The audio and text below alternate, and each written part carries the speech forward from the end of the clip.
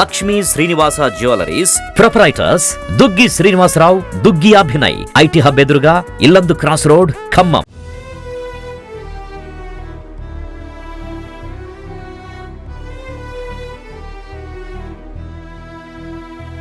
ఖమ్మం పట్టణంలో ఎన్నడూ లేని విధంగా వచ్చిన భారీ వర్షాల కారణంగా ఏదైతే మున్నేరు అనేది ఉందో ఇక్కడ ఆ మున్నేరు చాలా మంది జీవితాల్లో కన్నీరు మిగిల్చిందని అయితే చెప్పుకోవచ్చు.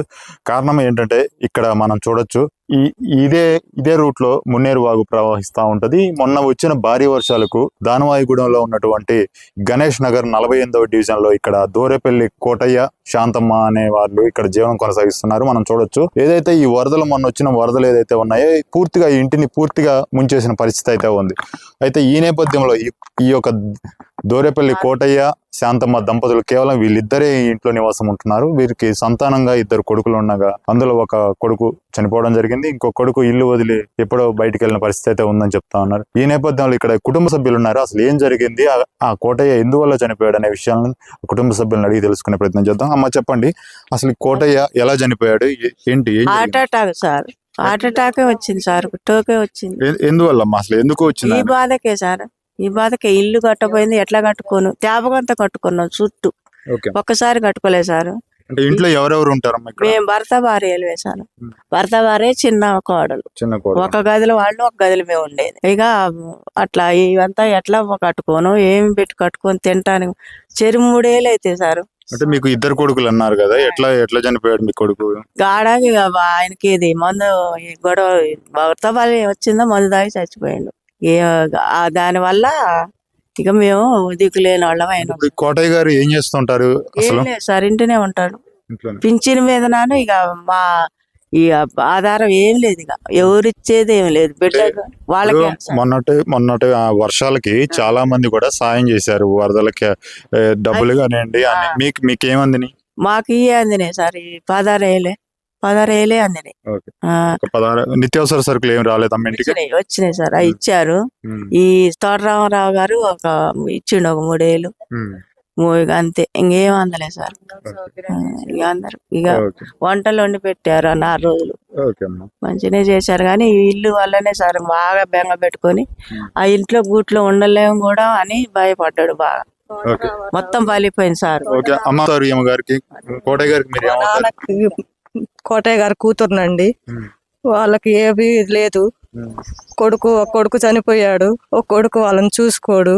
ఏదో పింఛన్ మీద ఏదో అట్లా నడుస్తుంది. ఏదో కొద్ది చేతనైతే ఎట్లా కూలికి పోయేది, లేకపోతే అన్నీ ఉండి అట్టుండేది. చేతనైనంత అప్పటికింత ఇప్పటికింత కట్టుకొని ఏదో అట్లా ఉండటానికి అలా చేసుకున్నారు. మొన్నొచ్చిన తుఫానికి ఇల్లంతా కూలిపోయి బాధకి మా నాన్నగారు కుంగి పెట్టే దిక్కు లేక మా నాదికి అలా.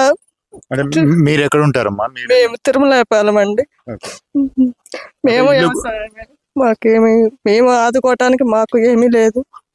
దానివల్ల వాళ్ళకి ఎవరు పెట్టే దిక్కు లేక మా నాదికి ఇల్లు ఇట్లా అయిపోయింది. నేను ఎలా కట్టుకోను, రూపాయి లేదని. వాళ్ళిద్దరికి హార్ట్ ప్రాబ్లము. దానివల్ల మా నాదికి స్ట్రోక్ వచ్చి 2 రోజులు 4 రోజులు హాస్పిటల్లో ఉండి మమ్మల్ని అందరూ వదిలేసిపోయారు. అమ్మని ఎవరు చూసుకుంటారో అని బాధగా ఉంది. అంటే మీరు ఎన్ని రోజులు అవుతుందమ్మా ఈ వరదల టైంలో వచ్చారా? వరదలు వచ్చాకేనండి వచ్చాము. కొంచెం ఇల్లంతా వాళ్ళు బాగా చేసుకోలేరని ఒక 2-3 రోజులు మాతో పాటు అక్క వాళ్ళందరూ 10 మంది దాకా వచ్చి వాళ్ళు హెల్ప్ చేసాం. వాళ్ళ హార్ట్ ప్రాబ్లం చేసుకోలేరని కొద్దిగా సాయం చేసిపోయాం. మా చేతనైనంత వరకు మేము చేసిపోయాం. అంతేనండి. అయినా కానీ ఆయన బాధ తీర్చలేం కదండి, చెప్పుకోలేవారు కదా. చెప్పండి, మీరు ఈ వరదల టైంలో మీరు ఎక్కడున్నారు? వీరితో పాటే ఉన్నారా? ఇక్కడే ఉన్నా సార్. ఆ రోజే ఒక రోజు ముందుగా ఊరెళ్ళా నేను. నీ మున్నేరు రావడం వల్లనే మాకు ఇట్లా జరిగింది సార్. అసలు ఎంత మేర నష్టం జరిగింది? గోడ ఉండేది అంత ముందు, లేకపోతే ఇట్లానే చుట్టూ ఉంది సార్? గోడ చుట్టూ ఉంది, మొత్తం కట్టారు మామూలుగా. అప్పుడు కొంచెం అయినా మొత్తం పూర్తి చేశారు. మంచిగా ఉంది మా ఇల్లు. ఈ వరద వల్లనే మాకు ఇట్లా నష్టపరిహారం జరిగింది సార్. ఇప్పుడు గత 4 రోజుల నుంచి హాస్పిటల్లో ఉన్నారన్నారు. దానికి ఎంత ఖర్చు అయి ఉంటుంది సుమారు? సార్ అంటే ఒక 70,000 దాకా అయినాయి సార్. అంత ఖర్చు మేము కూడా పెట్టుకోలేదు, మా చుట్టాలే పెట్టుకున్నారు సార్. మా దగ్గర డబ్బులు కూడా లేవు సార్. మేము పక్కింట్లోనే ఉన్నాం. నాకు 2 పిల్లలు సార్. నా భర్త చనిపోయి కూడా 12 సంవత్సరాలు అవుతుంది సార్. వాళ్ళకి చిన్న 3 సంవత్సరాలు, బాబుకి 5 సంవత్సరాలు అప్పుడే చనిపోయాడు నా భర్త. అత్తయ్య వాళ్ళని చూడడానికి అప్పుడప్పుడు నేను పల్లెటూరు వెళ్ళి పని చేసుకొని వచ్చి కొద్దిగా అప్పుడప్పుడు చూసేది వాళ్ళని. చూడొచ్చు ఈ కుటుంబంలో మగ దిక్కు లేకుండా కేవలం ఇప్పుడు మొత్తం ఆడవాళ్ళతోనే ఉండిపోయింది. వీళ్ళు ఎటువంటి పని కూడా చేసుకోలేని పరిస్థితిలో ఉన్నారు. ఈ నేపథ్యంలో ఇక్కడ మనవరాళ్ళు ఉన్నారు, కోటయ్య మనవరాళ్ళు. వాళ్ళని అడిగి ప్రయత్నం. అమ్మ, మీరు ఎక్కడ ఉంటారు? మీరు ఏం చదువుతున్నారు? Hostel sir. హాస్టల్లో ఉంటారు. మీరు ఎప్పుడు వచ్చారు ఇక్కడికి? నిన్న మధ్యాహ్నం వచ్చాను సార్. ఓకే. మీకు ఏమనిపించింది ఇట్లా ఈ ఇల్లుని చూడటంతోనే? బాధ అనిపించింది సార్. మా నాన్నగారికి లేదు, మా తాతగారు లేదు. రైట్.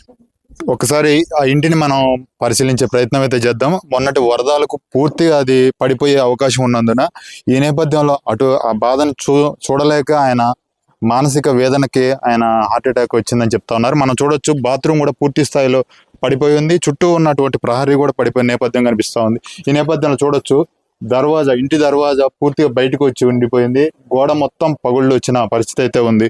అయితే నీడ లేని పరిస్థితుల్లో ఇప్పుడు ఆ కోటయ్య కుటుంబం ఉందని చెప్పుకోవచ్చు. దాతలు ఎవరైనా సరే వచ్చి మనల్ని ఆదుకోవాలన్న కూడా వాళ్ళు అర్థిస్తున్న పరిస్థితి అయితే మనం చూడొచ్చు. అయితే మొత్తంగా చూసుకున్నట్లయితే ఈ ఇల్లు పూర్తిగా తడిచి, ఇంకా మొన్నటి వరదలకు పూర్తి స్థాయిలో తడిచిపోయి ఆ చెమ్మ ఇంకా కూడా అలానే ఉండిపోయింది. పూర్తిగా పాములు అవన్నీ కూడా ఇప్పుడు ఇల్లు శుభ్రం చేసే టైంలో పాములు ఉన్న పరిస్థితి అయితే ఉందని చెప్తా ఉన్నారు. పాములు ఇవి కూడా ఇంటి చుట్టూ పాములు తిరుగుతూ ఉన్నాయి.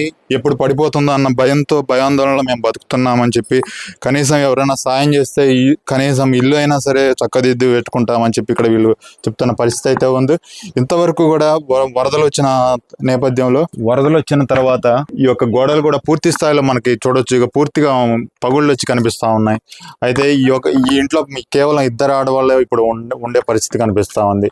కోటయ్య గారి సతీమణి, తర్వాత వాళ్ళ చిన్న కోడలు. ఎందుకంటే వాళ్ళకి ఈ టైంలో చూడొచ్చు అమ్మ, ఈమె ఇంత పెద్ద వయసులో ఈమె ఎటువంటి పని కూడా చేసుకోలేని పరిస్థితి అయితే ఉంది. ఈమెకు కూడా హార్ట్ ప్రాబ్లం ఉందని చెప్తా ఉన్నారు. ఈ వయసులో ఈమెకి ఎటువంటి పని చేసుకోలేని పరిస్థితిలో ఉంది. ఈమెకి ఎవరైనా సరే దాతలు సాయం చేయాలని చెప్పి ఆమె అర్థిస్తున్న పరిస్థితి అయితే మనం చూడొచ్చు.